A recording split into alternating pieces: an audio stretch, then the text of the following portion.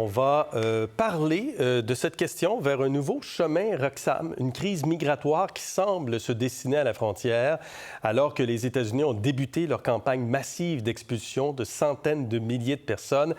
La police de l'immigration américaine, puis vous avez probablement vu ces images-là, ça s'appelle, cette police américaine de l'immigration, ICE, United States Immigration and Customs Enforcement.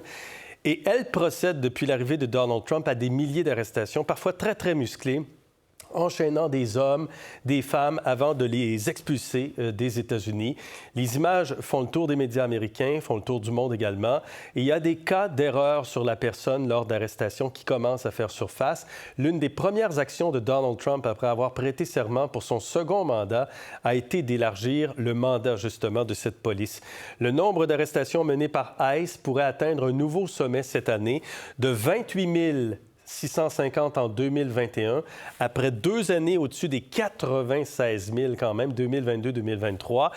En 2024, 32 000 et en 2025, on est déjà à 33 000. Donc, dans les 50 premiers jours seulement du retour au pouvoir de Donald Trump, ICE a réalisé 33 000 interpellations dans le pays. C'est plus que le total de 2024. Des experts s'attendent à ce que le chiffre dépasse de loin les 100 000 pour 2025. Devant l'incertitude, devant la peur, il y a de nombreux migrants menacés d'expulsion qui songent à venir au Canada. Il y a un mouvement, d'ailleurs, qui est déjà en marche, rapportait notre collègue Romain Chuet hier.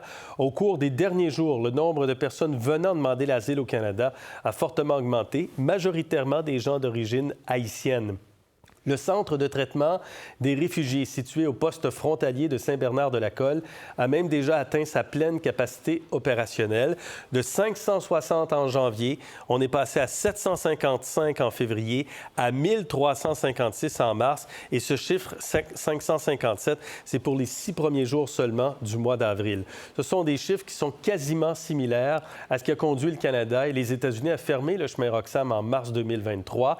Le nombre de demandes d'asile à la frontière canadienne par des points d'entrée terrestres, aériens, maritimes a fortement augmenté. Les demandes d'asile traitées par l'Agence des services frontaliers sont passées de 91 000 en 2022 à 143 000 en 2023 à 172 000 en 2024. Pendant ce temps, le nombre de demandeurs d'asile par des personnes qui ont franchi la frontière de manière irrégulière a fortement diminué en raison des changements. On est passé de 21 000 à 31 000, puis à 1 103 seulement en 2024 en raison principalement de la fermeture du chemin Roxham et des changements à l'entente sur les tiers pays sûrs. Romain Chuet, je vous le disais, travaille là-dessus. Il s'est rendu d'ailleurs en Floride au cours des derniers jours pour comprendre un peu ce qui se passe aux États-Unis, pourquoi les migrants haïtiens, particulièrement, veulent se rendre au Canada. Beaucoup vivent de la peur au ventre. C'est un récit qui est à lire sur notre site web sur radiocanada.ca. Les chefs, les formations politiques doivent s'engager à en faire plus, doivent sécuriser la frontière. Parce qu'on a vraiment excédé notre capacité d'accueil. Donc, c'est sûrement pas le temps d'en ajouter. Donc, je demande au gouvernement fédéral d'agir rapidement. Jacques, il y a 530 000 personnes qui doivent obtenir un nouveau statut d'immigrant aux États-Unis avant le 24 avril. Il y a 520 000 personnes haïtiennes dont leur statut va changer, statut temporaire qui va arriver à échéance. Est-ce qu'il faut s'attendre comme ça à une vague de migrants importante à notre frontière? Oui, bien, et M. Trump qui dit qu'il va expulser près de 10 millions, 10 millions de personnes. Bon, alors, c'était écrit dans le ciel que cette question-là allait se poser plus tôt que tard. Moi, d'abord, avant de raisonner rationnellement la question, je trouve ça terriblement triste quand on aborde la question de l'immigration, parce que quand on parle des tarifs douaniers, Gérald, on parle de chiffres, on parle de pourcentage, on parle de guerre commerciale. Alors que quand on aborde la question de l'immigration, on parle d'humains, de personnes.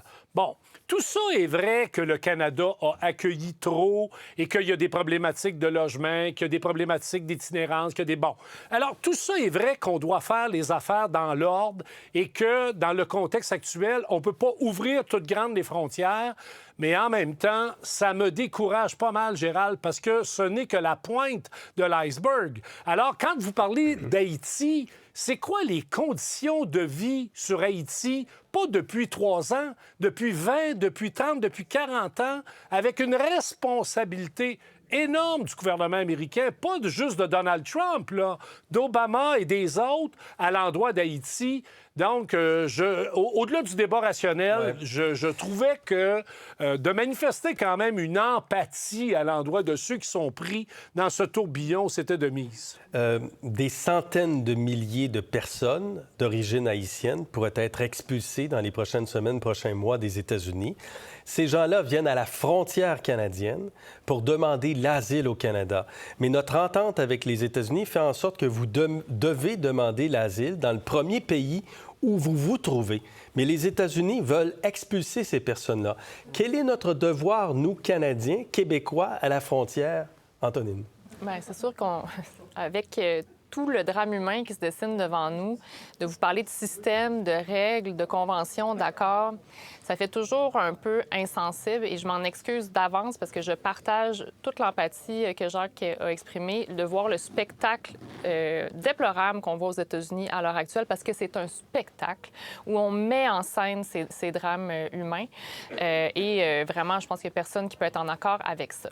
Maintenant, c'est vrai qu'on a des accords et il y a des règles et il y a un système d'immigration au Canada et on a l'impression depuis plusieurs années que le système officiel ne tient plus, hein, parce que de l'autre côté, arrivée de demandeurs d'asile, de migrants de manière assez massive. Le Québec, dans les dernières années, on était autour de 60 000 personnes par année. On était déjà dans une espèce de crise.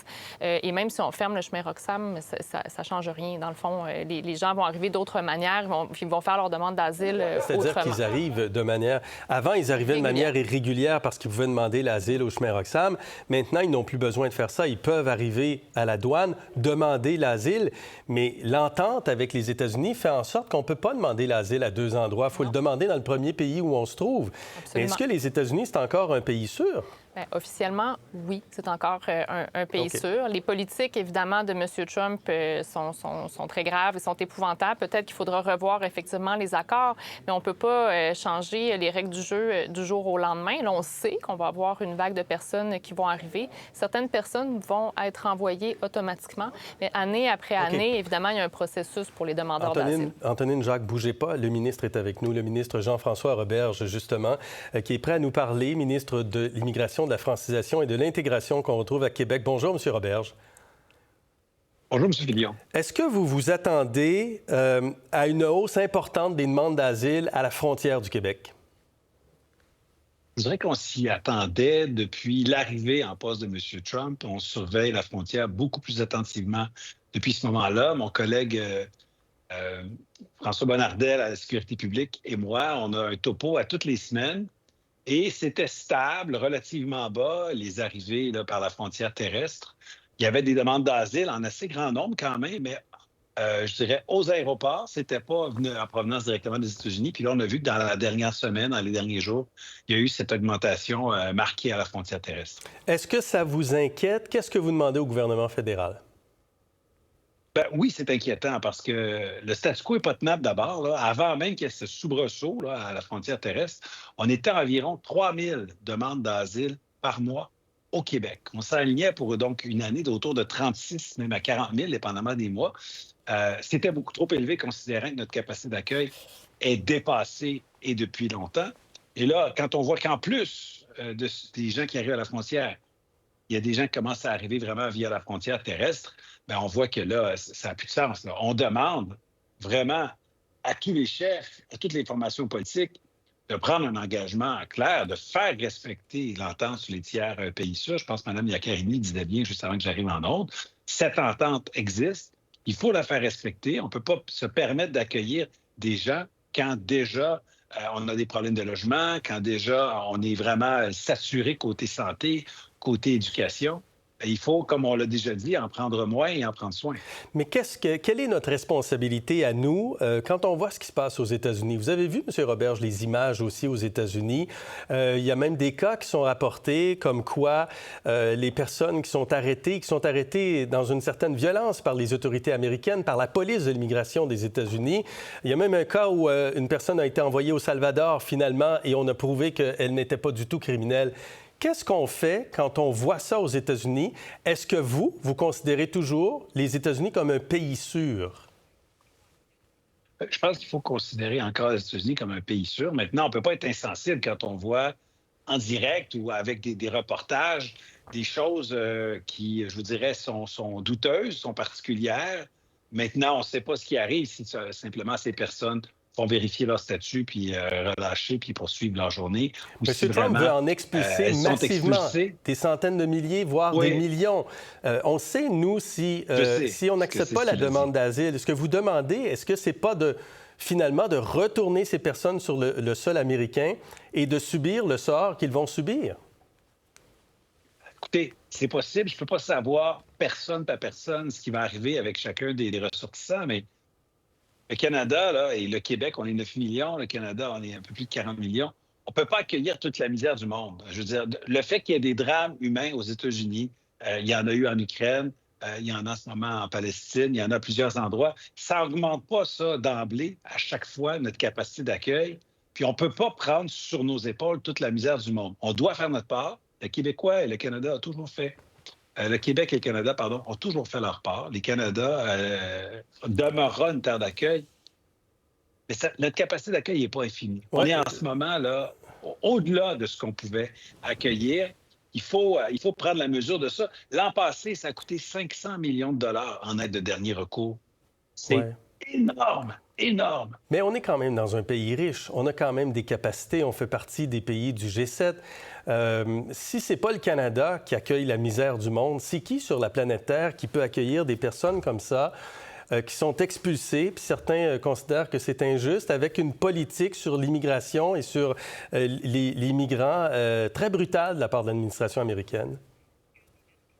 Je pense que chaque pays doit faire sa part, chaque pays doit regarder sa capacité d'accueil. Quand on parle aux ressortissants haïtiens, puis au Québec, on a une sensibilité réellement pour la communauté haïtienne. Beaucoup de personnes se sont intégrées merveilleusement à la société, à la nation québécoise, des gens d'Haïti, bien sûr. Mais il y a beaucoup d'Haïtiens. Il y a des centaines de milliers d'Haïtiens qui pourraient être expulsés par les Américains, là. Je comprends, mais écoutez, on ne peut pas accueillir des centaines de milliers d'Haïtiens de plus dans la prochaine année, juste au Québec, là. Au Québec, là, notre capacité d'accueil, grosso modo, là, ça a été, ces dernières années, là, entre 25 000 et 50 000 personnes. Total. Et là, depuis 2-3 ans, on accueille, en plus des immigrants permanents, 50 000, 60 000 personnes, on dit temporaires, mais qui restent ici pendant plusieurs années. À un moment donné, ça ne fonctionne pas là, pour le logement, pour la santé, pour l'éducation, pour la francisation. Donc, oui, on va faire notre part, mais on ne peut pas accueillir toute la misère du monde.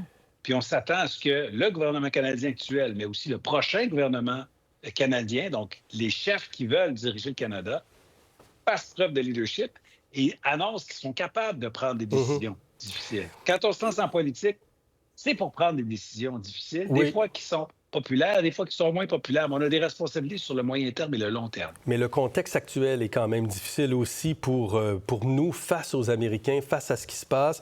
Je mentionne qu'il y a 520 000 Haïtiens dont le statut va changer en août prochain aux États-Unis. Donc, c'est des gens qui, pour beaucoup, s'ils retournent dans leur pays d'origine, sont en situation dangereuse, en difficulté, et donc qui vont tenter de demander l'asile au Québec, au Canada. Quels sont on va terminer là-dessus, M. Roberge. Qu'est-ce qui va se passer? Qu'est-ce qu'on va faire au Québec si les demandes continuent d'augmenter? Parce que dans les faits, on pense que les demandes vont continuer d'augmenter au cours des prochains mois. Bien, certainement, par rapport aux ressortissants haïtiens qui seront peut-être forcés de quitter les États-Unis, certainement qu'on pourra en accueillir une certaine proportion au Canada, une proportion au Québec, parce que plusieurs Haïtiens ont de la famille au Québec, puis on a une place spéciale dans notre cœur pour cette communauté-là. Absolument. Mais sinon, il faudra trouver d'autres endroits où ils peuvent être accueillis, logés dignement, puis se refaire une vie. Maintenant, c'est triste de voir des politiques appliquées de manière aussi drastique, à coups de décrets spectaculaires signés par un président qui, je vous dirais, prend des décisions qui sont douteuses, autant d'un point de vue migratoire que d'un point de vue économique. C'est triste, mais vous ne remettez pas en question l'entente avec les États-Unis. Non, je ne remets pas en question l'entente avec les États-Unis parce qu'on a bien peu de leviers pour contrôler notre immigration. On a vu que le gouvernement canadien avait carrément perdu le contrôle de ses frontières pendant un certain temps. Là, on a regagné d'une certaine manière le contrôle de notre frontière terrestre, mais beaucoup de demandeurs d'asile continuent d'arriver à chaque mois par les aéroports. Et puis, on ne peut pas avoir des brèches un peu partout, à gauche, à droite, puis penser qu'on va réaliser l'impossible. Là. Il faut être responsable, raisonnable. Oui, le cœur sur la main. Oui, faire notre part. Mais on ne peut pas faire plus que notre part. C'est aussi simple que ça. Merci, M. Roberge, d'avoir été avec nous cet après-midi. Merci, au revoir. Réaction, Jacques, Antonine.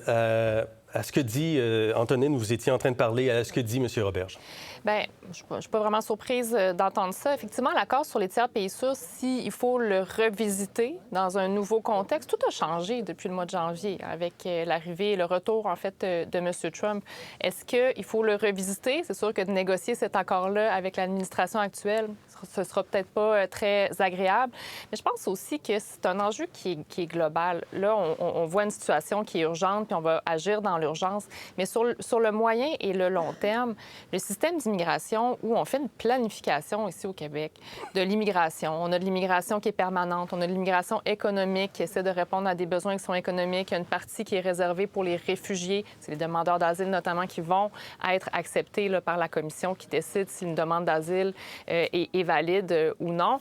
Bien, ça ne fonctionne plus, là, parce qu'on met des seuils d'immigration à 45 000, 55 000, et de l'autre côté, on a un flux migratoire qui arrive et la décision de la validité d'une demande d'asile, elle n'est pas nécessairement entre nos mains. Donc, on a vu dans les dernières années, par exemple, d'essayer de trouver des solutions pour que les demandeurs d'asile, plus rapidement, puissent se mettre au travail, avoir des permis de travail pour qu'ils puissent contribuer à la société, puis de ne pas seulement être sur l'aide de dernier recours. Ça, c'est un exemple d'adaptation. Mais plus globalement, quand on va faire la prochaine planification de l'immigration, on n'a pas le choix de prendre ça en compte parce que les demandeurs d'asile qui font vraiment leur demande ici, de toute façon, c'était en augmentation. On est déjà dans une obligation d'adaptation. Jacques, le ministre dit il faut en prendre moins, il faut en prendre soin, là, reprenant un peu le slogan de M. Legault d'une campagne électorale. Il dit qu'on n'a pas le choix d'agir comme ça. On ne peut pas accueillir toute la misère du monde. En même temps, la misère du monde, c'est comme vous disiez tantôt, c'est des vraies personnes aux États-Unis qui font face à une administration très brutale. Oui, bien, je pense que historiquement, le Canada, le Québec a été capable et en mesure d'accueillir une bonne partie de la misère du monde et on a été capable de le faire dans une dynamique d'intégration. Ce qui marche moins ces dernières années, je pense qu'on l'a assez dit, là, ça a peut-être un peu dépassé les capacités d'accueil. Mais là, il va falloir qu'on réfléchisse peut-être à une façon de réinventer, d'avoir cette solidarité-là puis cette ouverture en construisant des logements, en se donnant les moyens de franciser davantage plutôt que de couper comme le gouvernement de la CAQ l'a fait récemment dans la francisation. On aurait des migrants haïtiens, là. Ils parlent français, ces gens-là. Oui, bien pour sûr. beaucoup, là. Mais là, oui, mais c'est parce que là, on parle d'Haïti, mais après ça, ça va être les Latino-Américains, là, du côté de l'Amérique, là, du Mexique puis du Salvador. C'est les Latinos qui sont... Donc, il va falloir, je pense, sortir. Il va falloir sortir de la case. On ne pourra pas juste dire fermons de façon plus hermétique les frontières. Ça n'arrivera pas et ça ne se passera pas. Maintenant, je suis d'accord. Est-ce que, dans le contexte de la campagne électorale actuelle, plutôt que de parler de Trump et des tarifs, on ne pourrait pas débattre de comment, au Canada, on va se donner les moyens d'être davantage ce que nous avons toujours été, parce que démographiquement parlant, économiquement parlant, on le sait, on a besoin de l'immigration. On a besoin. Pas juste parce qu'il y a une pénurie de main-d'œuvre, mais dans nos hôpitaux, dans nos centres d'accueil. Allez voir qui travaille à Maisonneuve-Rosemont en ce moment-là. Oui, et vous allez avoir une bonne partie de la réponse. Bien, d'ailleurs, on a une entrevue avec un chirurgien de Maisonneuve-Rosemont dans quelques minutes, d'ailleurs. Antonine et Jacques, merci d'avoir été avec nous. On se retrouve dans les prochains jours. Merci. Pour voir nos émissions en entier, rendez-vous sur la chaîne Ici RDI.